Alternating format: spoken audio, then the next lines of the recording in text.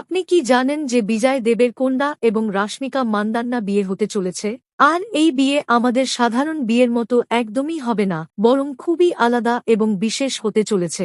এই বিয়েতে যাদের আমন্ত্রণ জানানো হবে তাদের অনেক ধরনের কড়া নিয়ম মানতে হবে। যদি তারা সেই নিয়মগুলো ফলো করে তবেই তারা বিয়েতে যোগ দিতে পারবে, নাহলে তাদের এন্ট্রি দেওয়া হবে না। তাহলে সেই নিয়মগুলো কি? কেমন হবে এই বিশেষ বিয়ে, আর কোন তারিখে এই বিয়ে হতে চলেছে, সব জানতে ভিডিওর শেষ পর্যন্ত দেখে যান।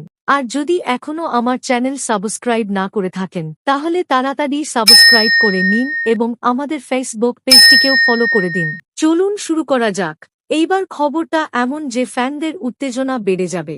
রিপোর্ট অনুযায়ী ২৬ ফেব্রুয়ারি উদয়পুরে তারা বিয়ে করতে চলেছেন। কিন্তু সবচেয়ে বড় টুইস্টটা শুনুন।